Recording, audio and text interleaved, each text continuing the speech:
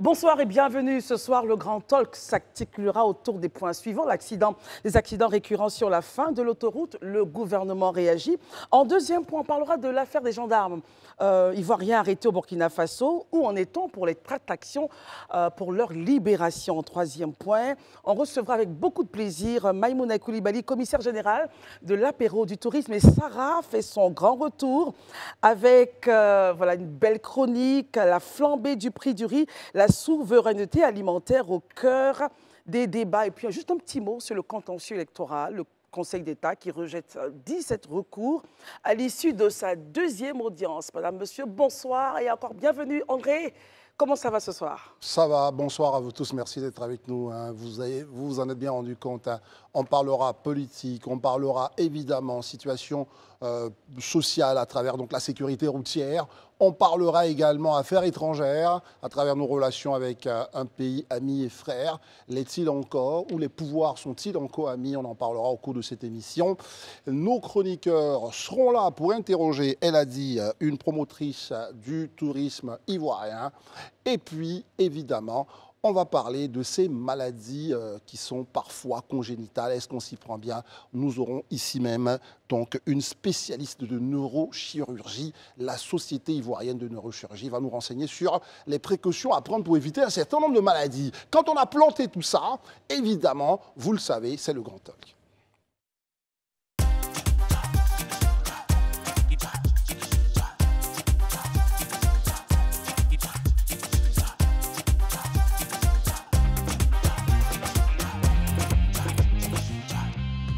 Ça est le Bodili, bonsoir. Welcome back. Et à côté de Sarah, Daouda, hello. Hello, ça va? Très bien, on joue ce soir en pleine forme d'attaque. Comme je te l'ai toujours dit, toujours en pleine forme. Et en face de ces deux, vous avez donc d'un côté Élisée Boloubeu en bout de table. Bonsoir André, bonsoir Christelle, bonsoir chers amis, bonsoir. bonsoir chers téléspectateurs. Et puis Herman Aboa. Bonsoir tous. Bonsoir Herman. Alors, que vous dire, sinon que la Côte d'Ivoire, à quelques jours, a été réveillée par une vidéo assez alarmiste qui dit « Écoutez, les choses ne se passent pas bien. Beaucoup d'infortunes de la part de certains automobilistes qui avaient pris le plaisir, mais en même temps, l'utilité donc de cette autoroute qui permet de rallier Abidjan à Bouaké. Eh bien... Qu'est-ce qui s'est passé? C'est une petite vidéo, Christelle, qui nous le dit. Exactement, on va regarder cette vidéo-là qui explique et qui plante bien la situation. Bonjour, bonjour la famille. Actuellement, nous sommes à Bouaké, où l'autoroute rejoint la voie de Féké, en allant sur Katiola. Ça, c'est la sortie de l'autoroute. Voici le village qui est là, le village Yobokro.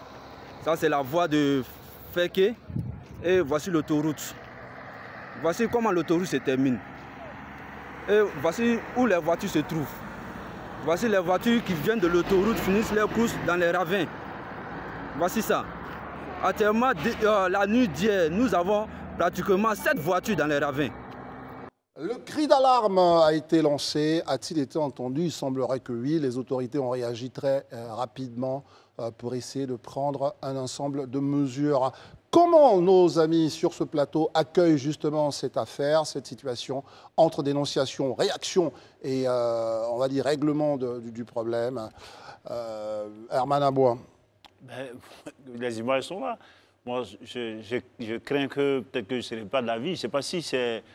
on ne peut pas livrer un ouvrage pareil, sans signalisation. Normalement, lorsqu'on voit ce cas, c'est un peu comme une intersection. Il faudrait peut-être à 5 km déjà averti par des panneaux de signalisation que soyez prudents, une route, enfin un carrefour, une intersection dangereuse et autres. Mais s'il n'y a pas, moi je pense que la première responsabilité, ce sont les gens de l'OSER.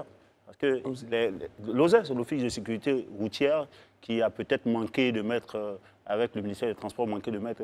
C'est vrai qu'on peut dire que les automobiles sont peut-être négligents. Ils vont à vive allure. Ils vont à vive allure. C'est le rôle de l'autorité de prévenir que devant il y a des possibilités de danger.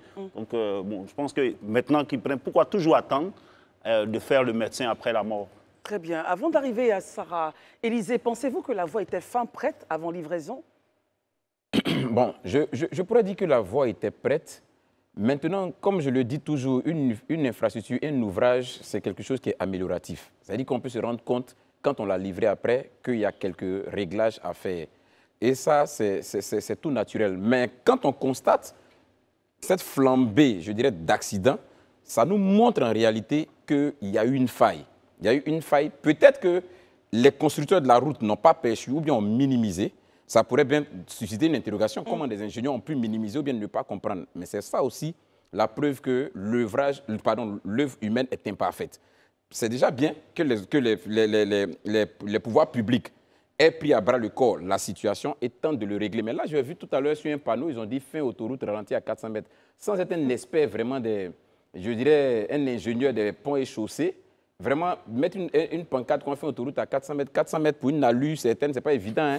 Après 400 mètres, on est déjà même arrivé à l'intersection. On constate là que c'est en train d'être mis, positionné. Oui, mais à 400 mètres. C'est ce que je suis en train de dire. Ils ont mis sur la pancarte fin autoroute, ralenti à 400 mètres. C'est ce que je suis en train de dire. Je suis en train d'intervenir sur le point de la faisabilité, cette action qui se fait maintenant. La faisabilité. Est-ce que justement, cela, parce qu'on voit bien qu'ils sont en train de poser, est-ce que cela n'aurait pas dû être fait avant? Avant livraison. Il y a deux sujets. En répondant à cette préoccupation, on revient avant à livraison, Élisée. La logique aurait voulu même que... Moi, je ne pense même pas qu'il y ait un panneau. C'est ça, je ne suis pas un expert en pont et chaussée. Mais je pense que généralement, ce que il m'a été donné de constater, même en Côte d'Ivoire ici, les autoroutes, quand on doit voir des intersections et tout ça, prenez toute l'autoroute, même jusqu'à Boaké, dont on parle, il y a toujours un rond-point. Ça te donne déjà un signalement qu'il y a une déviation ou il y a une sortie à prendre. Donc, je me dis que je ne comprends pas pourquoi à ce niveau-là, vraiment, ça n'a pas été fait ainsi. Vraiment, c'est une question que moi-même, je me pose. Sarah, votre regard sur ce problème? Bon, ma première réaction, c'est que je suis assez choquée parce qu'on voit quand même un grand nombre de voitures complètement retournées. On ne voit pas une voiture, on n'en voit pas deux, mais quand même 7, comme le décrit le monsieur sur cette vidéo. Donc, il y a pas juste un petit problème de réglage, comme mon collègue Élisée peut-être le mentionne. Je n'ai jamais dit un problème. C'était André. Je n'ai jamais dit Non, tu parlais de réglage qui pourrait être ajusté. Là, je pense vraiment qu'on est face à une énorme défaillance.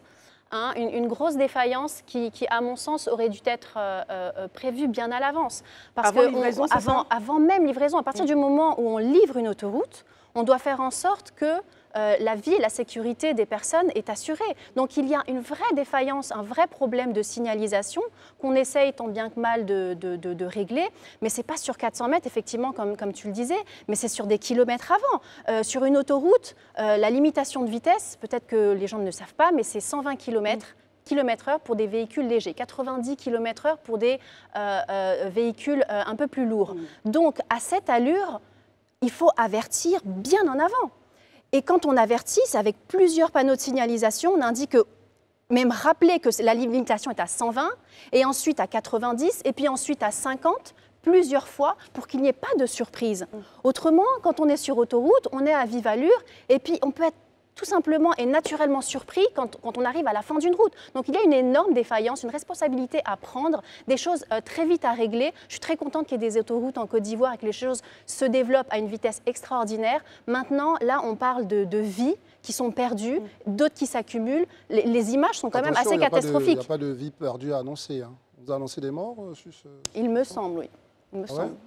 Bon, c'est des informations à vérifier. Dans tous les cas, on a des accidents, c'est c'est toujours aussi dangereux. C'est vraiment très factuel. Ce n'est pas la question de dangerosité, c'est vraiment factuel.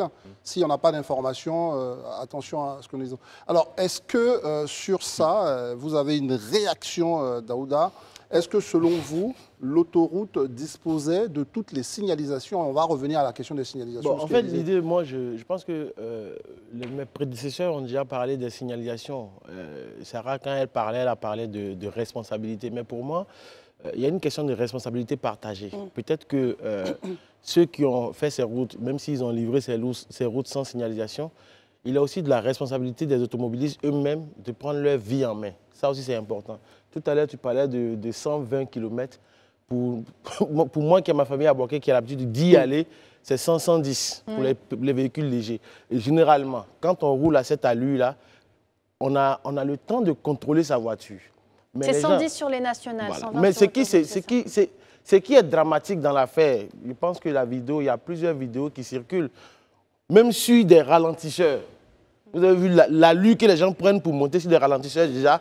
Donc déjà, quand toi-même tu es sur une voie, que tu commences à rouler sur des kilomètres et des kilomètres, tu te rends compte que tu roules à vive allure. Tu ne vois pas de signalétique. À un moment donné, il doit y avoir une question de bon sens pour dire, il faut que je régresse. Il faut que je régresse. Donc pour moi, je vais dire, c'est la faute aux deux parties. Je ne sais pas s'il y a eu mort ou pas mort, je ne sais pas. Je voulais revenir mais sur je la dis, question. Terminé, je reviens là-dessus. Les voitures qui sont retrouvées aujourd'hui dans les ravins, on aurait pu éviter ça de part et d'autre. Bien sûr. Voilà. Alors, donc, il y a une tragédie, justement, dans la nuit du 25 au 26 septembre. 3 véhicules de particuliers en route vers le nord ont franchi la nationale A3 sans se rendre compte que l'autoroute se terminait là. Les conséquences, donc, furent tragiques, avec 3 décès immédiats et des blessures graves pour d'autres passagers. Merci. D'où mon émotion. J'avais lu qu'il y avait effectivement... Déjà, même, je veux dire, oui. c'est peut-être cet événement, suite à cet accident-là, que le monsieur là a pu Et même le lendemain, 2 autres véhicules ont quitté la route à la fin de l'autoroute. Cette vidéo amateur. Donc, il y a bien eu certainement d'autres accidents, si on veut rappeler. Mais moi, je dis que c'est ce qu'on dit. On dit, lorsqu'on a ces genres d'infrastructures, qu'on les livre, c'est vrai, les routes se développent à une certaine vitesse, c'est intéressant. Il faut maintenant y mettre un peu de responsabilité. La responsabilité, c'est ce qui prévoit que lorsque l'automobiliste n'a rien à voir. Moi, je ne crois pas. Parce qu'on est tous ici, tu as un véhicule. Si tant que tu n'es pas tu es sur l'autoroute, Herman, c'est lui qui conduit. Il peut faire attention à cela. Bien sûr. Le code de la route lui a dit, mais il est sur une route bien qui est en train de partir. S'il y a un danger devant, c'est le rôle de l'autorité, par des signalisations, lui rappeler que devant, faites attention. S'il n'a pas respecté cela, qu'il est rentré dans les ravins, il n'a pas respecté le code de la route. Mais ici, c'est qu'il n'existe pas. Vous voyez que c'est maintenant qu'ils sont en train de placer. J'ai vu au-delà des 400 mètres, il y a eu 1000 mètres. J'espère qu'il y a 5000 mètres. De sorte à leur rappeler jusqu'à ce qu'ils prennent la vitesse qu'il faut. Très bien, c'est bien entendu. Élisée, on revenait parce que tout à l'heure, quand Herman parlait de Lozère, vous n'étiez pas suffisamment convaincu. Pourquoi? Parce que c'est du rôle de Lozère de faire justement de la sensibilisation et bien sûr de s'assurer que les panneaux sont là pour sensibiliser les automobilistes à rouler convenablement. Non, je n'ai pas dit que j'ai posé la question de savoir parce que pour moi, en réalité, certainement qu'il a dû y avoir une confusion, mais pour moi, la construction, la réalisation d'une infrastructure routière, en réalité, il y a un maître d'ouvrage en Côte d'Ivoire. C'est-à-dire celui qui a cette responsabilité, généralement, c'est le ministère de l'entretien routier. Voilà, qui s'occupe. Donc, je me dis que même si l'OZ devait faire quelque chose, c'est bien évidemment en accord avec cette infrastructure-là, avec cette autorité-là qui elle, a la responsabilité de l'infrastructure. C'est une action concertée. Voilà, de l'infrastructure. Donc, comme pour revenir un peu à tout ce qu'on est en train de dire, moi, j'estime, honnêtement dit, même sans être un ingénieur, je prends juste mon téléphone qui va dans ce sens et puis je mets une route comme ça. Quand je regarde ça, je me dis que logiquement, c'est trop brutal. Parce que c'est pratiquement perpendiculaire. Ça, c'est des choses, c'est juste brutal un peu. On aurait pu, comme on l'a fait par exemple pour le pont HKB, ou bien même pour le pont Alassane Ouattara, quand on vient, on a la possibilité, quand on doit rejoindre peut-être l'autoroute, de pouvoir faire genre un demi-cercle. Ça nous donne l'opportunité de comprendre à cet instant précis-là qu'on va arpenter une autre voie. Donc, on prend toutes les décisions qu'il faut. Là, j'ai trouvé que la trajectoire était trop abrupte. Voilà. Donc, ça ne laissait aucune marge vraiment à quelqu'un qui pouvait... Aujourd'hui, comme tu le dis, ça, ce que tu dis, c'est vrai, c'est fondé. Mais est-ce qu'il n'y a pas une question aussi de responsabilité de nous-mêmes en tant qu'automobilistes, de se dire que je suis sur une autoroute, à un moment donné, il faut que j'aille doucement. Parce que, pour rappel, j'ai constaté un accident sur l'autoroute du Nord et l'un des directeurs du FER m'a dit, ici, les voitures ne se croisent pas. Mais pourquoi est-ce que généralement on a des accidents sur l'autoroute du Nord?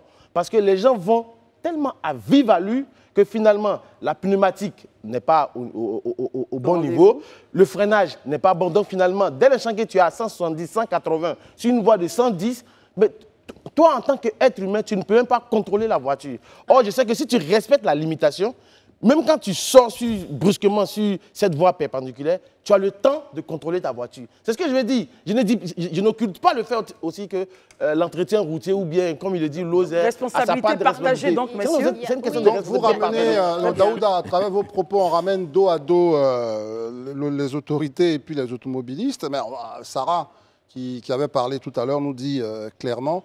Mais la question aussi sur laquelle il faille revenir, et je pense avec vous, c'est évidemment de savoir est-ce que, malgré tout, les panneaux de signalisation sont suffisamment sur nos routes? Enfin, est-ce qu'il y a vraiment des panneaux? Est-ce que constamment l'automobiliste est suffisamment sensibilisé? Parce que c'est vraiment une question de fond. Oui, non, je pense clairement qu'il y a peut-être un certain manquement, surtout sur des routes où voilà, il y a un risque assez avéré. Mais ce que dit Daouda est quand même très vrai. Je pense qu'il y a un problème de sensibilisation à tout ce qui est lié à la sécurité routière. Et effectivement, on le constate quand même tous, les gens conduisent à vive allure. La limite est de 120 sur autoroute et on voit très souvent des gens conduire à 150, 170. Très, très souvent. Pourquoi ? Est-ce qu'on ne craint pas l'autorité? Est-ce qu'on ne craint pas même pour sa propre vie? Donc il y a vraiment pour moi un véritable travail à faire autour de la sécurité routière, la sensibilisation. C'est très très vrai. On a deux problèmes distincts en fait. Donc on revient sur la responsabilité partagée. Vous êtes d'accord? Lorsqu'on voit cette intersection-là, oui, même si on est à 60 km/h, non mais sortons de ça, on parle maintenant de nos voies en général. On ne nous a pas prévenu par des signalisations. Oui, là c'est la faute. On va avoir un problème. Oui. Donc je dis que les responsabilités, lorsqu'il y a une mauvaise conduite d'un automobiliste, ça peut se faire avéré. Tournons pas en rond sur ce sujet. Sortons, parce qu'à part cette voie-là, il n'y a pas que là où il n'y a pas de signalisation. Parlons, profitons de ça pour évoquer la question de façon générale. C'est ça, de façon générale, pour répondre à la question qu'André a posée sur la question de la signalisation sur nos routes. Moi, je pense honnêtement, parce que je suis régulier quand même à l'intérieur du pays, surtout sur l'autoroute, il y a quand même des efforts qui sont faits. En termes de signalisation, des sorties, des croisées, il y a des efforts qui sont faits. Vous êtes sûr? Oui, il y a des efforts qui sont faits. Maintenant, là où je pense que peut-être il faut aller au-delà juste de la signalisation, c'est que plusieurs de nos populations, certains ne savent pas lire. Ça aussi, c'est des choses qu'il ne faut pas occulter. Certains ne savent pas lire. Donc, si en plus du panneau qui dit, par exemple, ralenti, il y a la possibilité de mettre des ralentisseurs, c'est-à-dire que des barrières sur la route. Voilà, ce n'est pas de trop. Parce que pour celui qui ne sait pas lire, ça va être un élément qui va l'amener peut-être à prendre un peu plus de. Mais quand on ne sait pas lire, il y a quand même le panneau, on a bien fait l'école, l'auto-école. Mais bien sûr, on a quand même son Là, on va ouvrir un autre sujet. Ça, vous mais je vous dis, il y a des signaux qu'on reconnaît si on a fait l'auto-école, l'école de conduite. Je vous dis, on ne va pas s'en sortir. S'il vous plaît, évidemment. On va essayer de continuer. À la suite de ce qu'on a dit, vraiment, c'est que les enseignements, d'un côté, on a une vidéo qui a alarmé donc les autorités, d'un autre, on a les autorités qui ont réagi, d'un autre côté, sur ce plateau, beaucoup pensent que les autorités auraient dû réagir beaucoup plus tôt en amont, notamment avec tous ces ingénieurs qu'on a dans ces grands services de l'État qui auraient pu nous permettre d'éviter ces différents drames. La suite de notre propos, c'est vraiment une grande actu. C'est quelque chose qui nous intéresse à un plus haut point. C'est le sort de nos deux compatriotes qui se sont retrouvés donc au Burkina Faso. Ils étaient à la poursuite donc d'orpailleurs clandestins et ils se sont retrouvés au Burkina. Ils ont été arrêtés, transférés, puisque c'était à la frontière, à Ouagadougou. Et depuis lors, ils ne sont pas encore de retour. Que se passe-t-il ? Alors, depuis donc leur arrestation, comme André le disait, sur ce site clandestin à Kouameyar, un village situé en territoire burkinabé, nos deux gendarmes ivoiriens ne sont pas encore rentrés sur les bords de la lagune ébriée. Les tractations sont en cours. Herman, est-ce qu'on peut faire un rappel? Comment on explique que des gendarmes ivoiriens se retrouvent en territoire burkinabé? Certains diraient qu'à ce niveau-là, la frontière ne serait pas vraiment très explicite. Moi, je pense que même si, si certains, les forces de défense et de sécurité qui gèrent, je veux dire, qui sont, on pourrait le dire, à la limite, à nos frontières, doivent pouvoir savoir, même si les civils ne peuvent pas connaître, mais ces militaires-là, ces forces de défense-là, doivent pouvoir connaître les limites de nos frontières.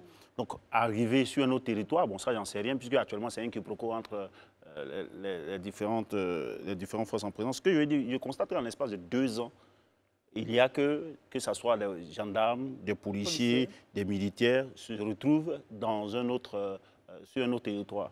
Donc, la réaction des autorités burkinabés, on voit que dans cette crise-là, il y a quand même, avec ce qu'on a pu constater, les soupçons de coup d'État, de personnes ivoiriennes impliquées dans un éventuel coup d'État au Burkina Faso. Je pense que cette affaire-là, aujourd'hui, au début, un sous-préfet tentait de le régler, mais aujourd'hui, les autorités burkinabées, ça les dépasse. Donc, je pense que ce qu'il faut faire, pour ne pas tomber encore avec ce qu'on a vu avec les 49 soldats maliens, il faut poursuivre la médiation, la diplomatie. Voilà. Est-ce que là encore, on assiste à une forme de, j'allais dire, de chantage de la part donc, des pouvoirs, des voisins sur le pouvoir ivoirien, comme on a pu le constater à l'époque, où vous vous dites non, c'est dans l'ordre normal des choses, les militaires sont arrivés sur leur territoire et ils réagissent convenablement, Élysée? Et Élysée, avant de terminer, pour compléter la question d'André, Herman a dit ça fait plusieurs fois, hein, c'est de façon récurrente maintenant. Est-ce que c'est la fois de trop qui envenime justement la situation? Non, je pense qu'il ne faut pas aussi exagérer. Hein. Récurrence, je pense que le thème, à mon avis, n'est vraiment pas approprié. On a deux cas de situation. Une situation l'année dernière de policiers qui étaient en train de poursuivre effectivement des bandits et qui ont franchi le territoire. Cette année, c'est pratiquement, pardon, cette fois-ci, c'est la même chose pour 2 gendarmes. Mais ce que je voudrais dire, c'est que c'est vrai, au-delà de tout, sortons des émotions et puis soyons un peu sérieux. Si la volonté des autorités ivoiriennes est de déstabiliser le régime en face, mais attendez, pourquoi on n'est pas déstabiliser. Non, je viens parce que c'est des arguments que certains avancent. C'est des arguments que certains avancent qu'il y a une volonté d'Abidjan de déstabiliser Ouagadougou. C'est des informations qu'on attend. De vous à moi, soyons sérieux. Si c'est une volonté manifeste des autorités, mais attends, autant ces 2 soldats ont été plus performants, on n'a pas dit que c'est des Rambo quand même. Les autorités auraient pu se prendre autrement que de laisser 2 gendarmes aller se promener à la frontière et puis vont se faire prendre aussi facilement. Il faut être sérieux arriver à un moment. C'est-à-dire que c'est vrai qu'aujourd'hui, la situation générale de notre sous-région donne d'avoir des relations tendues. Mais ça ne doit pas nous faire perdre la tête. Il faut qu'on ait quand même une certaine lucidité. Il peut y avoir des égarements, c'est des choses qui peuvent advenir. Nos frontières, là, c'est vrai, ils disent que c'est des gendarmes et autres, c'est des gendarmes, mais ce sont des hommes. Nos frontières, les frontières africaines, nos frontières notamment ivoiriennes et burkinabées, il y a beaucoup de failles. C'est une réalité. On ne va pas se cacher, on ne va pas se voiler la face dessus. Donc, à ce niveau-là, je crois que c'est quelque chose qui a été un incident et les autorités ivoiriennes, ce matin, à travers la bouche du porte-parole, ont été même très sereins. Il a dit non, que les discussions sont en cours et il pense que très rapidement, les choses vont rentrer dans l'ordre. Sarah, une interprétation exagérée des autorités burkinabées, vous pensez, selon ce que Élysée dit? Bon, j'aimerais en tout cas être positif sur le sort de ces 2 gendarmes parce qu'à l'heure actuelle, de ce que l'on sait, il y a eu des négociations et elles n'ont pas abouti malheureusement. Et ces 2 gendarmes ont été transférés donc de la frontière à Ouagadougou. Et maintenant, depuis plus de 2 semaines, en tout cas, on n'a plus de nouvelles. Donc, on n'est pas très positif dans le sens où, en mars dernier, la situation avait été décantée assez rapidement. Les policiers ont été relâchés après une très petite négociation. Ce n'est pas le cas aujourd'hui. On est dans un contexte, pour le coup, qui me semble très triste, hein, parce que c'est quand même 2 pays frères. Et on sent des tensions assez vives entre les 2 pays, entre les 2 gouvernements. Il faudrait peut-être chercher une cause qui est peut-être un peu plus profonde. Aujourd'hui, on sait pertinemment que le Burkina Faso s'est allié avec la Russie, que la Côte d'Ivoire est peut-être un pays qui n'est pas si proche de la Russie, et peut-être d'autres pays qui ne le sont pas forcément derrière avec la Russie. Et je trouve ça très dommage, très triste et dommageable, parce qu'après tout, il s'agit de 2 pays frères. Et quels que soient les pays occidentaux derrière qui s'allient ou qui créent des partenariats, que ces pays-là ne s'entendent ou pas, ça ne devrait jamais être notre problème. Et j'espère, en tout cas je l'espère du fond du cœur, que cette situation va très vite se régler, car on est quand même face à des problèmes de terrorisme qui frappent toute la région, des problèmes bien plus graves que cela. Et si on ne se soude pas, si on ne travaille pas main dans la main pour les résoudre, la situation peut devenir très très vite très compliquée pour toute la région, pas que pour le Burkina. Très bien. Daouda, la question qui peut venir aussi à l'esprit, les soldats ivoiriens sont-ils des citoyens de la CEDEAO? Ont-ils le droit de se retrouver au Burkina ou pas? Bon, techniquement, avant de répondre à ta question, il est important d'expliquer les choses aux téléspectateurs, c'est important. Kwame Yar, dont tu parlais, il y a un différent territorial entre la Côte d'Ivoire et le Burkina. Donc, pour revenir, pour donner de l'eau à ton moulin, les Ivoiriens de là-bas même et les Burkinabés là-bas se discutent. On ne sait pas finalement la zone appartient à qui. Donc, les gendarmes peuvent se tromper pour se retrouver sur un territoire burkinabé. Mais là, en question, voilà, maintenant, revenons aux faits. Maintenant, les faits ici... Il faut qu'on vous dise, ils ne se sont pas trompés. Ils étaient à la poursuite. Oui, mais ils ont transféré. Non, voilà. Enfin, écoutez, ils étaient à la poursuite d'orpailleurs, des bandits. Si on part sur le fait, on ne peut pas dire qu'ils se sont trompés. C'est-à-dire qu'à un moment, ils ont continué de les poursuivre. Oui, André, Dans la justement, poursuite. mais si on part sur le point C'est pas une que erreur. cette zone-là n'est pas très définie. C'est pas très défini puisqu'il y a un différent territorial. Sous un arbre, vous êtes en Côte d'Ivoire, quand vous allez de l'autre côté de là, vous êtes au Vous êtes au Burkina. Burkina. Alors, Donc, il y a est-ce que un- justement, on n'est pas dans ces Si on zones-là peut développer tranquillement, c'est Oui, pas la suite. mauvais. Non, mais c'était un Voilà. débat. Donc, Après, on pourra en discuter si elle veut. Merci. C'est pas très Donc, du essentiel. coup, je bien, pense allons-y, que allons-y. les gens, généralement, qui sont en armes, quand il s'agit de soldats pour aller dans un autre pays, ils pensent qu'il y a des... Comment on appelle ça? Il faut informer l'autre pays. Tout à Bon, fait. ça arrive.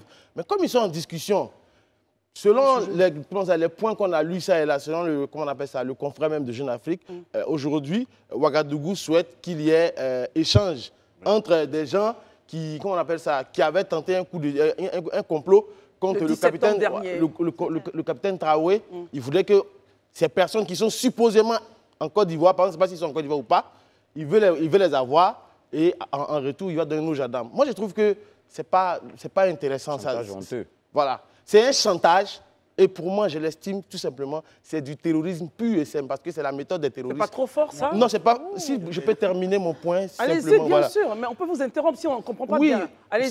c'est fort, mais c'est mon opinion sur la question. Et je pense que quand on sait les liens, qu'il y a entre la Côte d'Ivoire, les liens économiques que nous partageons, l'histoire que nous partageons, je pense qu'on ne devrait pas en arriver là. Sarah parlait comment on appelle ça, du rapprochement du capitaine Traoré de la Russie. Et même aujourd'hui, je pense qu'il est en train de, comment on appelle ça, de s'inspirer de Assimi Goïta au Mali. Parce que quand tu regardes aujourd'hui, on veut faire du chantage à la Côte d'Ivoire parce qu'on estime qu'au niveau de l'UEMOA, l'espace UEMOA, le président Alassane Ouattara est assez fort. Au niveau de la CEDEAO, il a une certaine influence. Donc, du coup, ils estiment que c'est lui qui serait à la base des problèmes. Non, ce n'est pas vrai. Très Il bien. faut que ça s'arrête. Alors, est-ce que les autorités là-dessus. maliennes, bien sûr burkinabé, pardon, ont dit de façon claire que nous sommes en attraction parce que le confrère Jeune Afrique l'a dit, mais est-ce que c'est sur une base de faits avérés qu'on peut vérifier? Mais déjà, non, pour répondre à cette question, je pense quand même qu'il faut, ce qu'on doit retenir, c'est que les journalistes ont aussi leurs canaux. C'est-à-dire qu'il y a des canaux diplomatiques, Oui, mais on chacun ne peut a pas son... se baser sur le point des Donc, canaux qu'on ne ça peut veut, pas ça veut aussi vérifier. dire que les Il gens, faut- ce que nous on dit aussi, si on décide aujourd'hui, sur cette télé, de Ma mettre en question, doute les gens, non, Attendez, ma question attendez. est la suivante. Vas-y. Quelle est la position des autorités burkinabées Wow. sur la question? Ça, de façon officielle. La réaction de Daouda était par rapport aux écrits du confrère Jeune Afrique. C'est ça.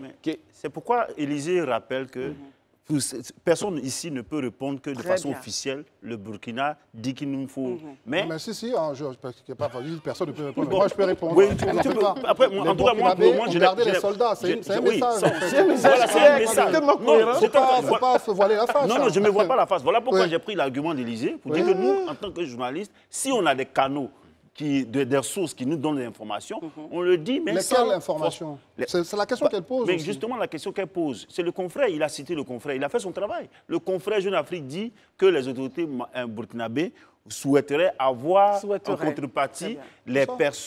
les personnes suspectées, ivoiriennes suspectées dans le récent coup d'État au Burkina pour donner Qui auraient les deux trouvé autres. refuge en Côte Voilà, d'Ivoire. qui auraient trouvé refuge. Bon, dans tous les cas, moi ce que je pense, c'est qu'il ne faudrait pas avoir le même narratif qu'on a eu sur les plateaux ici, qui ont envenimé la situation dans le cas malien. Non, mais- Ou dans le cas des 49 soldats au mais Mali. qui envenime la Non, situation? non, laissez-moi terminer. Oui, je mais voudrais allez-y. qu'on Soyons courts, les amis. aide les deux Vous savez que parties. je m'impatiente très Non, souvent. je- Mais soyons courts. non, Ouais. je souhaite qu'on aide les deux parties, la partie Allez-y, ivoirienne Herman, et la allez-y. partie burkinabé, à trouver des voies, solution.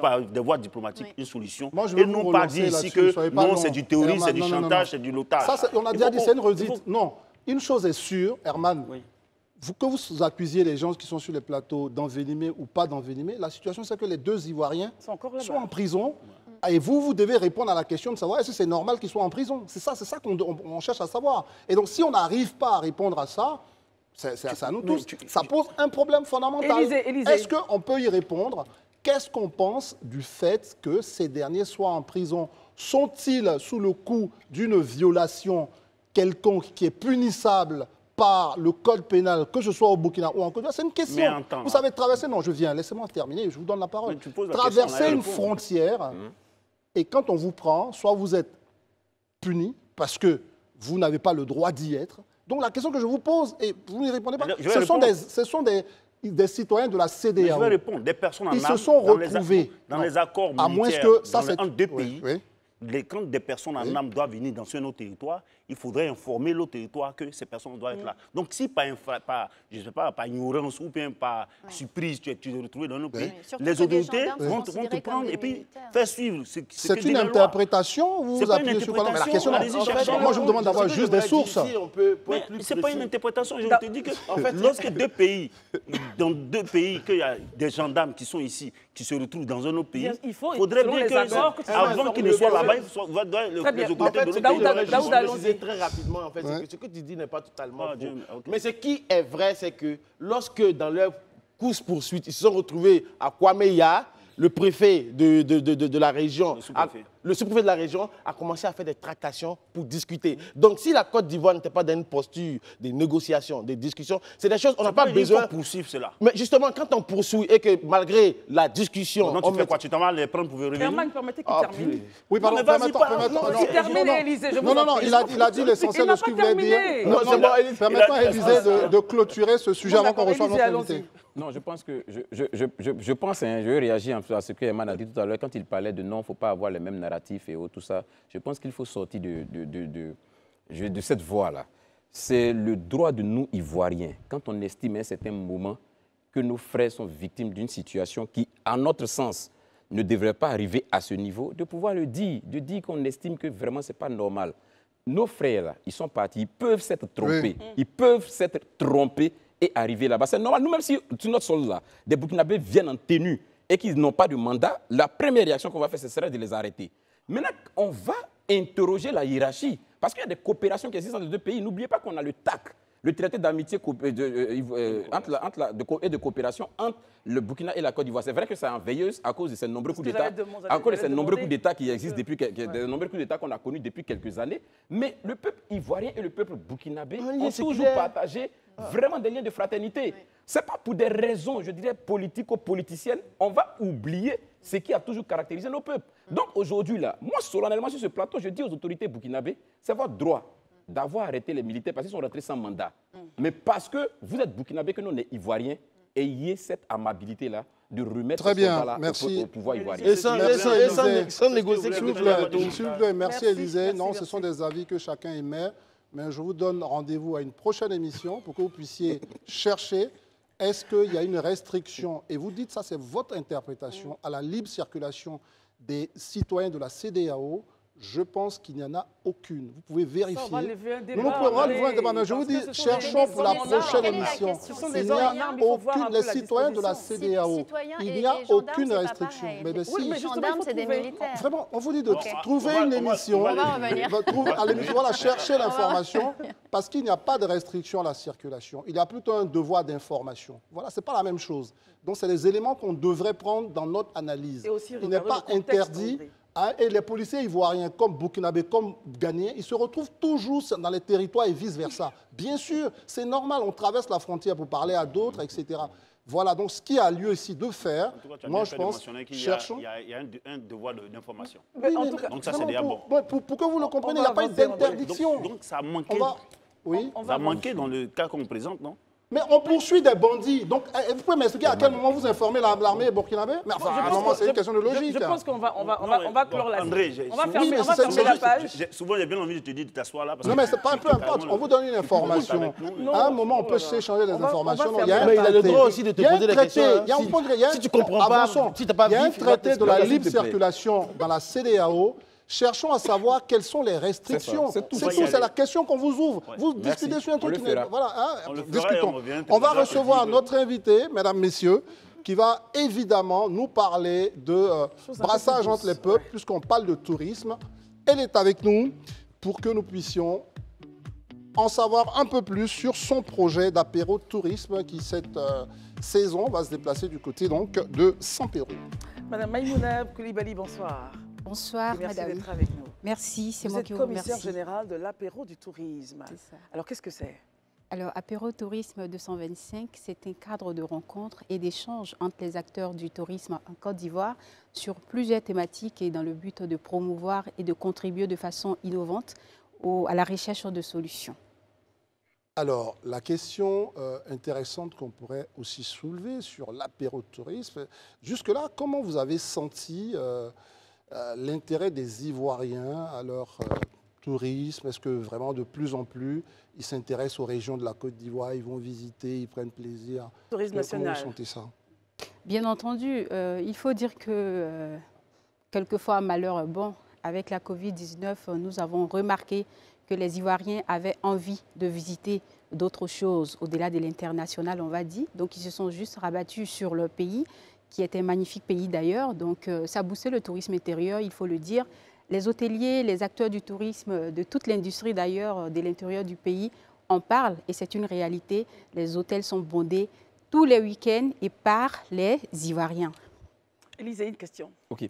D'accord. Vous qui êtes dans le tourisme, effectivement, le tourisme intérieur intéresse beaucoup d'Ivoiriens, mais qui malheureusement sont obligés de ne pas le faire, pas parce qu'ils ne veulent pas, mais parce qu'ils estiment parfois que dans leur propre pays, ils trouvent des choses plus chères qu'à l'international. Est-ce que vous ne pensez pas aujourd'hui qu'il y a un frein réel dans la promotion même du tourisme intérieur? Avec les coûts des transports, avec les coûts souvent des chambres d'hôtel, avec les coûts des circuits touristiques à l'intérieur même de nos pays, vous ne pensez pas que quelque part, il y a quelque chose à faire à ce niveau? Pour être honnête avec vous, effectivement, c'est une réalité. Et nous, en tant qu'agence de tourisme, sinon tour opérateur, nous faisons le même constat que vous d'ailleurs, parce que nous, qu'est-ce que nous faisons? C'est l'élaboration des packages touristiques. Un package s'élabore à travers la mise en place de plusieurs intervenants.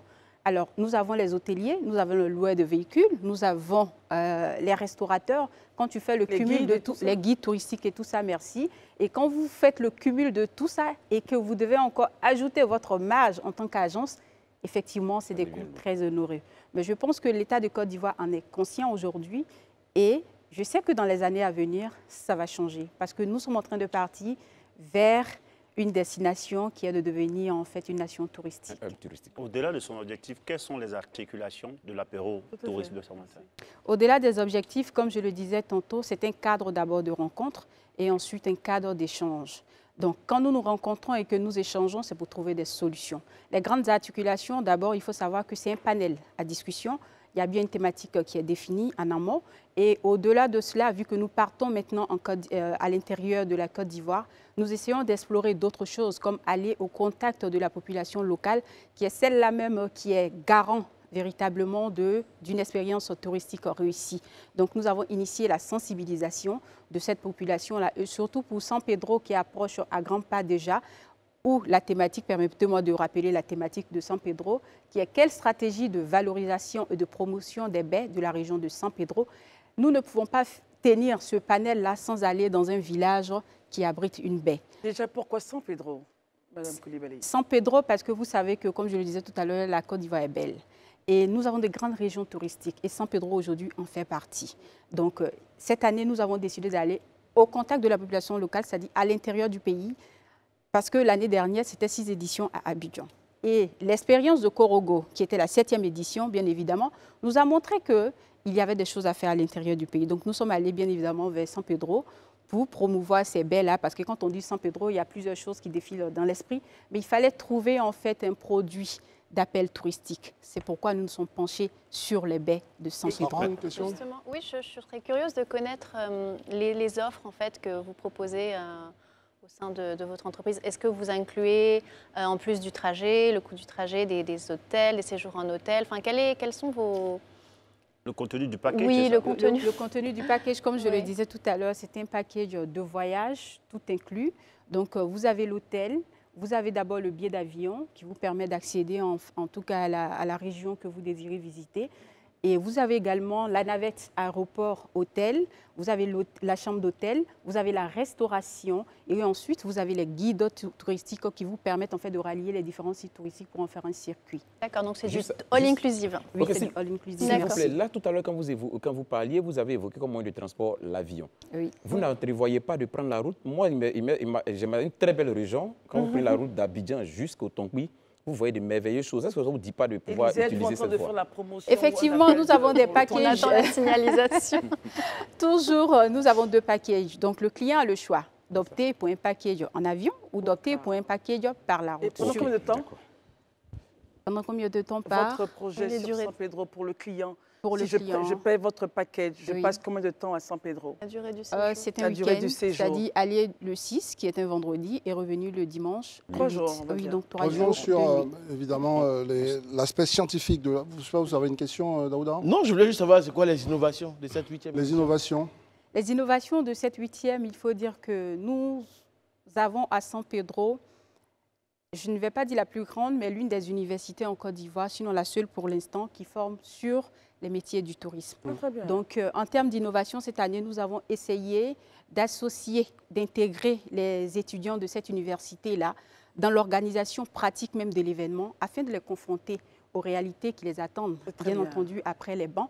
Et pour cela, au-delà du panel, nous avons une conférence que nous allons faire avec ces étudiants-là, dont la thématique va tourner autour du tourisme, bien évidemment, et aussi de l'innovation, leur permettre d'avoir des idées déjà d'entreprise après, après les bancs, et surtout qu'ils sont dans une zone qui, aujourd'hui, a de multiples potentialités touristiques, donc ils pourront en faire une entreprise pour rentabiliser. Donc, on rappelle donc pour on on doit terminer le sujet, que l'apéro tourisme va arriver cette année, dans cette période-là à San Pedro. Pouvez-vous nous rappeler la période? Du 6 au 8 octobre, c'est-à-dire la semaine prochaine. Très bien, donc réflexion, incitation donc à visiter cette partie de la Côte d'Ivoire. C'est là les objectifs d'apéro tourisme, et puis permettre à votre organisation de grandir, puisque le secteur du tourisme est un secteur éminemment productif pour l'économie nationale. Merci en tout cas de nous avoir rendu visite. C'est moi qui vous remercie. Merci à vous.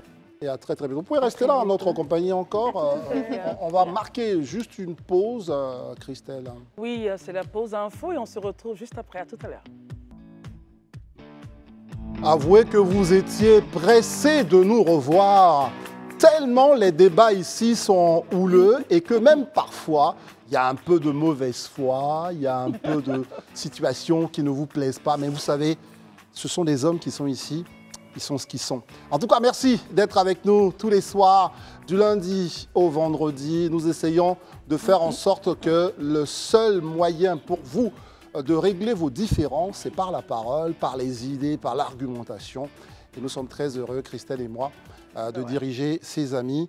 Je fais exprès en employant le mot diriger parce qu'il y en a qui n'aiment pas, ils pensent qu'on les dirige. Enfin, en réalité, on les dirige un peu. Bien sûr, bien sûr. Très bien, ils sont tous gentils. Élisée Bouloubé est bien là. Toujours, toujours. Sarah Awadili est juste en face. De retour. Herman Aboua. Je vous aime. Toujours la sérénité discutable. Merci. Non. Daouda est encore avec nous. On part cette fois-ci avec la chronique de Sarah El Wadili qui signe son retour avec cette thématique flambée du prix du riz, la souveraineté alimentaire au cœur des débats. Sarah. Merci beaucoup Christelle. Effectivement, je tenais à vous parler de riz. Alors saviez-vous que le riz est désormais l'aliment le plus consommé sur le continent africain? C'est plus de 30 millions de tonnes de riz que l'on consomme chaque année sur notre continent. Et ce chiffre est amené à augmenter. Et si l'on se penche sur la liste des principaux pays producteurs dans le monde que vous voyez maintenant à l'écran, vous verrez que c'est la Chine qui est le premier producteur mondial avec plus de 145 millions de tonnes, suivi de très près par l'Inde avec 132 millions de tonnes, puis le Bangladesh, l'Indonésie, le Vietnam. Et vous me direz, les pays africains dans tout ça, malheureusement, il n'y en a pas, car tenez-vous bien, nous ne contribuons en effet qu'à hauteur de 4% de la production risicole mondiale. Malgré toutes ces terres arables. Malgré toutes ces terres arables et surtout cette consommation très importante, donc oui, nous produisons localement, mais c'est de très loin suffisant. Il n'est donc pas étonnant que nous soyons des pays importateurs, surtout en Afrique de l'Ouest où la consommation est la plus importante, notamment au Nigeria. Donc notre facture, logiquement, pour toute la région s'élève à plus de 4 milliards de dollars chaque année pour combler nos besoins. C'est effectivement une importation massive. Dans ce contexte, on comprend mieux la vulnérabilité de notre marché et surtout, nous sommes dépendants, il faut le dire. Quand l'Inde a par exemple décidé le 21 juillet dernier de suspendre son exportation, notamment pour des raisons de sécurité alimentaire, l'effet a été immédiat. On importe plus de 40% de nos besoins juste avec l'Inde. L'effet a été immédiat, le produit s'est raréfié et donc il y a une flambée des prix. Face à cette situation, le gouvernement a décidé de fixer un nouveau prix plafond, mais surtout, quand cette période de crise sera passée, il faudra remettre sur la table le sujet de la production locale et de l'autosuffisance. Nous étions autosuffisants en 1976, donc il n'y a pas de raison pour que nous ne puissions pas le redevenir, mais pour l'instant, il y a quelques problèmes qui persistent. Le premier, c'est que il y a beaucoup de petits producteurs avec des petites parcelles qui sont très dépendants et donc forcément, quand il y a des pluies qui ne sont pas régulières, il y a d'énormes pertes. À cela s'ajoute le coût aussi des semences, des engrais qui déterminent la qualité du produit et qui n'est pas négligeable. Il reste enfin le problème de la concurrence des produits importés. C'est, je pense, le plus gros problème qu'il faut pointer du doigt. Pour certains, c'est vraiment le problème majeur. Donc, pour le mot de la fin, j'ai envie de dire protégeons nos producteurs locaux, donnons-leur les moyens de s'élargir, de s'agrandir pour pouvoir faire face aux géants asiatiques. Car en ces temps de crise et d'incertitude climatique, il est plus qu'urgent d'avoir une souveraineté alimentaire. Si l'on cherche un petit peu les raisons de pourquoi l'Inde avait suspendu ses exportations, eh bien la première raison, elle a été à cause de problèmes climatiques. Il y a eu des moussons qui ont été très irrégulières. Le Pakistan avait connu aussi ces énormes inondations. Donc forcément, dans ces conditions-là, on protège sa production, on protège ses prix. Et donc il est impératif pour nous aussi, dans nos pays africains où l'on consomme énormément, que l'on soit en mesure de produire localement et suffisamment pour tous. Très bien, Sarah El Ouadili, pour cette chronique donc, à propos de la souveraineté alimentaire, au moment où s'ouvre demain, vous le savez, un Sahara au cours duquel, et évidemment, la problématique va être encore au cœur des débats de ce joli événement qui, je vous le rappelle, est porté par le ministère donc, de l'Agriculture et du Développement durable et bien sûr implémenté par l'agence Vaudou. Alors, Élisée, elle nous dit dans un avenir assez proche, on devrait avoir notre souveraineté alimentaire. Vous y croyez ou pas? Parce que nous avons les moyens. Très rapidement, un tour de table sur le sujet. Moi, j'y crois. Juste qu'il faut que la volonté se traduise en actes, c'est tout. Sinon, j'y crois parce qu'on a les moyens pour, on a des terres arables, on a la capacité, la technicité. Peut-être ce sur quoi nous allons peut-être travailler, c'est de motoriser notre agriculture. Et je pense que ça y va de la volonté politique. Si la volonté est là, on peut être autosuffisant, même, disons, à l'horizon 2025. Herman?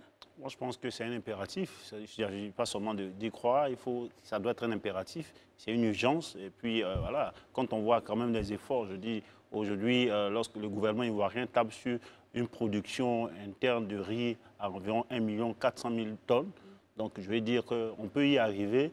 Il faut juste essayer de mécaniser et d'industrialiser notre habitude culturelle.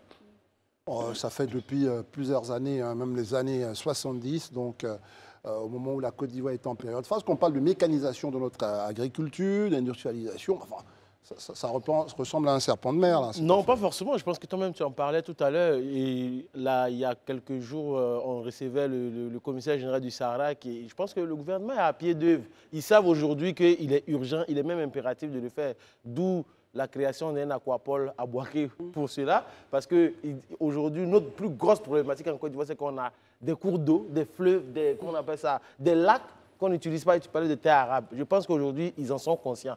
Quand on regarde les prévisions même de l'ADERI, je pense que dans quelques 5 ans, 10 ans, pourquoi pas 15 ans, on sera souverain. Voilà, ce n'est pas du souveraineté relatée, mais c'est la vraie souveraineté. Oui, alors... Pour terminer, parce que c'est vous qui avez soulevé le sujet. Oui, bien sûr. Alors, c'est vrai que, il y a quelques mois, le gouvernement avait fait un appel pour qu'on consomme le riz localement, parce qu'il y a du riz qui est produit, mais qui n'est pas forcément privilégié quand on a du riz qui est importé du Vietnam ou de Chine.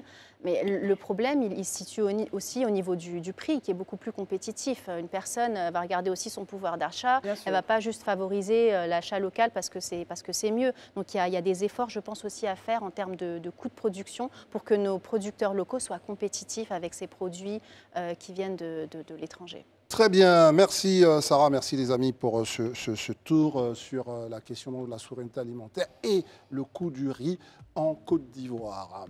Alors, si vous deviez chercher des informations, vous devriez vous faire sensibiliser sur l'hydrocéphalie et bien sûr les malformations du tube neural. Vous vous diriez, ah ben ça paraît très compliqué tout ça, et pourtant ce sont des situations vécues par nombre de familles ici en Côte d'Ivoire.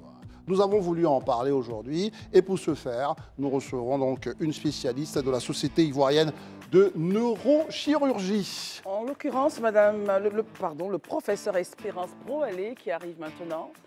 Avec elle, nous allons donc essayer de comprendre l'accessibilité, la place de la neurochirurgie en Côte d'Ivoire. Madame Broalé, bonsoir. Oui, bonsoir. Et merci d'être là. Merci à vous. Bonsoir. Pourquoi est-il important de parler de neurochirurgie maintenant? Il est important de parler de neurochirurgie parce que c'est une spécialité qu'on ne connaît pas beaucoup.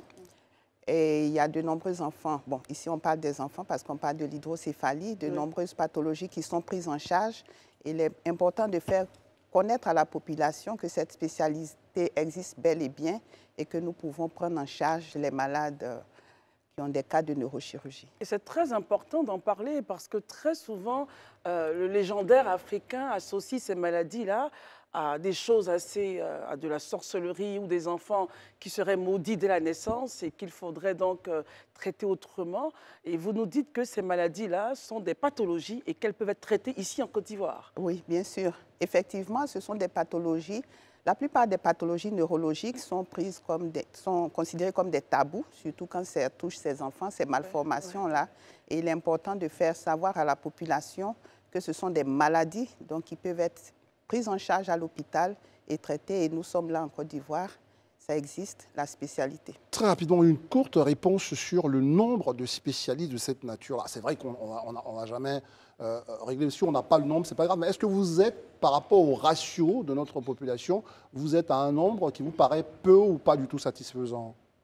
Le nombre est peu par rapport aux normes de l'OMS. De l'OMS. Donc là, on a un problème à ce niveau. Une dernière question. Je vous laisse la parole. Nous sommes une trentaine. Vous êtes une trentaine, voyez-vous. C'est vraiment une question fondamentale. Est-ce qu'aujourd'hui, la question de l'information de ceux qui veulent faire des enfants englobe le risque aujourd'hui dans notre système? Parce que quand on reçoit tout de suite une maman à l'hôpital, est-ce que ça fait partie des premières informations qu'on lui donne par rapport à ce type de pathologies qui peuvent arriver?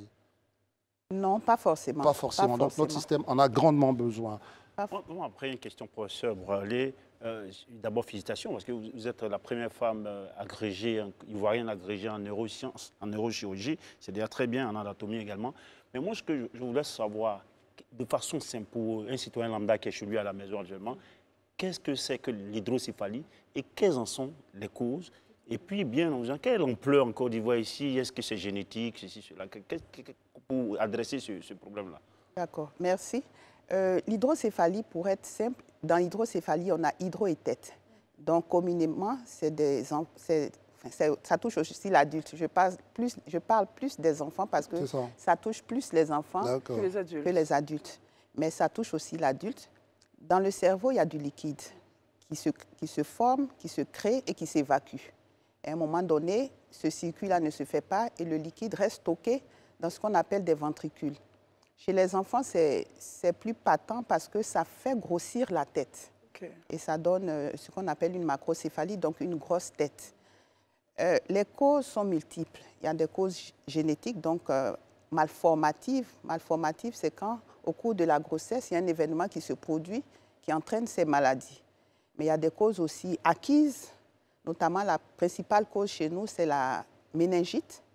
Ça peut être une séquelle de méningite, mais il y a également tout ce qui touche les tumeurs cérébrales. Il y a plusieurs causes en fait, mais les plus fréquentes, c'est les malformations et c'est la méningite.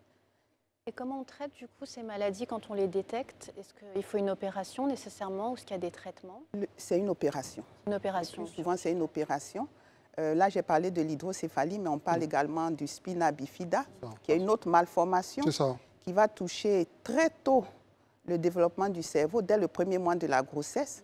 Le cerveau, lorsqu'il se développe, au début, c'est un tube, comme un tuyau, et après, il va subir des modifications pour devenir un cerveau. Et donc, quand très tôt il est touché, le cerveau ne se développe pas normalement, et ça donne ce qu'on voit sur l'image. Donc, des boules, entre guillemets, qui vont apparaître sur tout le long de la colonne vertébrale jusqu'au bas du dos. Le plus souvent, c'est au bas du dos. Et ça aussi, le traitement est chirurgical. C'est la chirurgie dans tous les cas. Justement, mon inquiétude est la suivante. Lors des échographies, est-ce qu'on arrive à déceler cela? Oui, bien sûr. Et il faut attendre que la femme accouche d'abord avant traitement, c'est cela? C'est ça. Ici, sinon, dans d'autres cieux, maintenant, de nos jours, on opère ces maladies-là, surtout le spina bifida in utero, c'est-à-dire pendant que l'enfant est encore dans l'utérus. Mais chez nous, ça ne se fait pas encore. Et ça pourrait arriver très bientôt parce qu'on évolue notre système, vous pensez? Rêvons un peu. Oui, pourquoi pas. Pourquoi pas. Élisée Bouloubou. Voilà, on se réjouit en tout cas d'avoir des spécialistes de la trempe du professeur en Côte d'Ivoire. Mais souvent, là où il y a le petit problème, c'est les coûts d'accès à ces traitements. Est-ce qu'aujourd'hui, en Côte d'Ivoire, ces coûts d'accès restent accessibles? Bon, je dirais, c'est une tautologie accessible encore à la population, non, je dis à la population basique, voilà, lambda. C'est le gros problème que nous avons.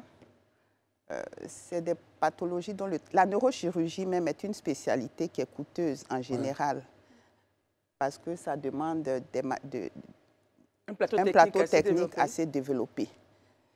Heureusement, je dirais heureusement, nous arrivons à quand même prendre en charge ces enfants grâce à certaines associations, grâce à des aides, parce que le traitement va consister en quoi? Dans l'hydrocéphalie, il y a deux types de traitements. Le liquide ne s'évacue pas, donc on fait une dérivation du liquide à l'aide d'un système de dérivation qu'on appelle généralement des valves. Mais il y a un autre type de traitement qui s'appelle une ventriculocysternostomie. C'est de l'endoscopie. Et là, on n'ouvre pas, ce n'est pas une chirurgie à ciel ouvert. C'est à travers un petit orifice où on s'en va créer un court-circuit entre le trop-plein de liquide et la périphérie. Je veux parler simplement du cerveau et le liquide peut s'évacuer. Et donc, heureusement, on arrive quand même à prendre, c'est vrai que... Ces deux interventions-là se font ici en Côte d'Ivoire? Oui, bien sûr. Ah ben ça, oui, bien sûr. Mais rassurez-nous, ça reste quand même assez rare, ce genre de pathologie, ou c'est assez fréquent? C'est pas rare. On n'a pas de chiffres de fréquence nationale. Malheureusement, on n'a pas de registre des malformations pour savoir exactement il y en a combien. Mais la fréquence hospitalière dans notre service est quand même de 20% en consultation et de 10% en hospitalisation. C'est-à-dire sur tous les malades hospitalisés, il y a 10% d'enfants qui vont avoir ces pathologies-là. Donc, c'est quand même...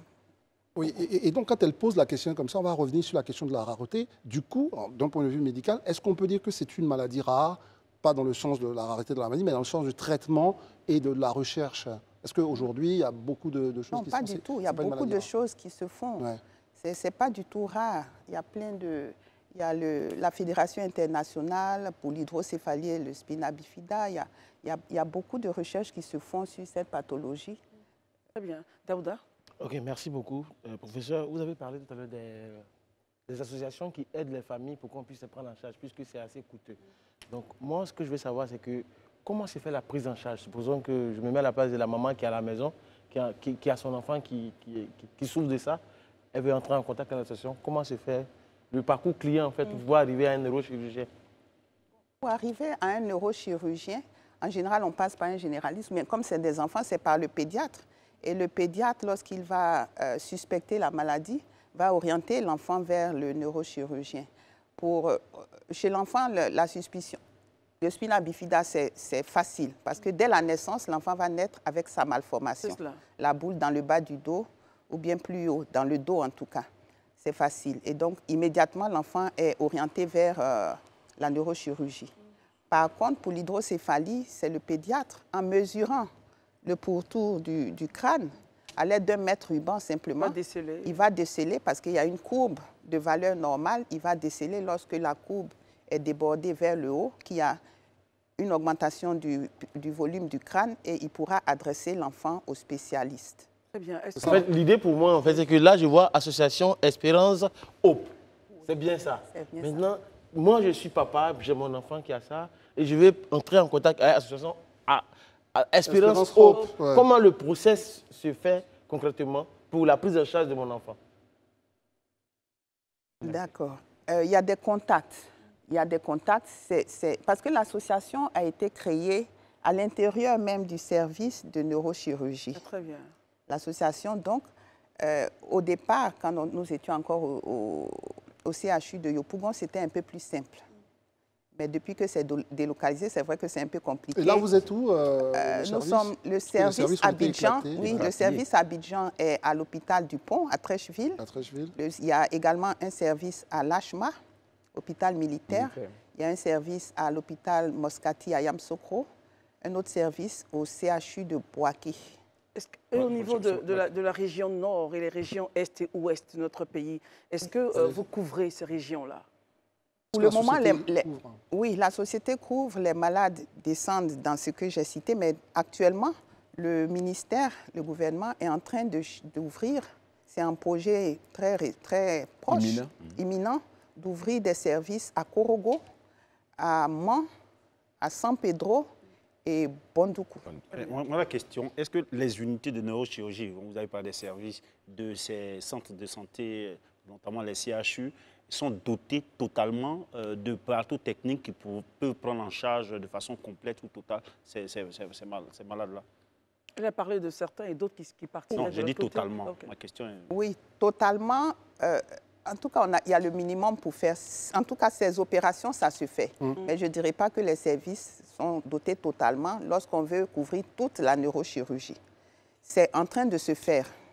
C'est en train de se faire. Les enfants qui souffrent de ces maladies-là, vous arrivez à prendre peut-être en charge, on va dire 30%. Si toutefois ils doivent avoir d'autres soins plus complets, comment ça se passe pour leur transfert dans un hôpital à l'extérieur?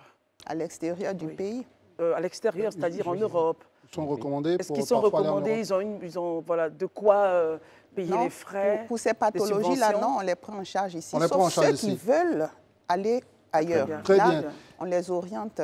Vous faites bien d'ailleurs de poser la question. Ça veut dire que pour permettre à tout le monde d'être sensibilisé à cette maladie, il y a la journée internationale. Il faut qu'on en parle très rapidement pour terminer cette émission. Elle va vous servir à quoi et comment vous allez profiter de cette journée internationale pour accentuer la sensibilisation? Merci. C'est quand déjà la journée internationale est le 25 octobre. 25 octobre. Depuis 2012, ça a été institué par la Fédération internationale pour l'hydrocéphalie et le spina bifida. Mais nous, en Côte d'Ivoire, c'est depuis 2019 que chaque année, on le fait. Cette année, ce qu'on va faire, il y aura des consultations gratuites, des interventions gratuites, de la sensibilisation. Et cette année, nous avons éclaté à plusieurs villes de la Côte d'Ivoire. La journée du 24 et du 25 pour la finale, entre guillemets, c'est à l'hôpital Mère-Enfant de Bingerville. Je profite pour remercier les autorités de cet hôpital, avec en premier la première dame qui offre gracieusement son hôpital pour les interventions, pour la sensibilisation et pour les consultations gratuites. Mais en prélude, déjà, le 30, on sera à Jacquesville, le 2 à Bouna. Le 30 septembre, oui. Déjà là, le 2 octobre, il y a une équipe qui sera à Bouna, le 3 à Grand Laou, le 5 à Dabou, le 11 à Yamoussoukro, à Bouaké, je crois que c'est le 19, oui. Et puis le 16, il y a deux groupes, Dieukwé et San Pedro. Vraiment, à vous entendre, professeur Espérance Broalet, nous voulons vraiment vous dire merci parce que vous parlez de sorte que nous soyons nous-mêmes très rapidement sensibilisés et pourquoi pas demain nous engager dans une forme de volontariat pour participer justement à faire vivre cette association Espérance Hope. Une chose est sûre, chaque fois que vous avez la possibilité de parler, d'expliquer à nos concitoyens qu'est-ce que c'est que cette maladie et comment faire pour que nous puissions ne pas la contracter, notre plateau est ouvert. Nos camarades seront toujours heureux de vous accueillir. Merci en tout cas d'être venu. Merci bien, merci à vous. Et surtout, on vous attend pour avoir les dates de l'ouverture des différents centres, comme vous l'avez dit, à San Pedro, à Bouna, à Korogo. Oui, oui. Voilà. Et à Korogo, San Pedro, Mans et Bondoukou. Très bien. Eh bien, Élisée Bolougbe était là, sans oublier bien sûr son voisin d'à côté, Herman Aboa. Le retour de Sarah Wadili s'est effectué pas dans la tranquillité, hein, c'était un peu chaud. Mais c'est bien. Et puis Daouda, évidemment, qui était là. Christelle, oui, merci. C'est mon plaisir, très cher. On se retrouvera donc demain. Merci à toi. Ouais. J'aime bien ta cravate, André. Oh là là. On se retrouvera donc demain pour un autre grand talk. Portez-vous bien. Et comme j'aime à le dire, les programmes continuent sur Live TV. Bonsoir.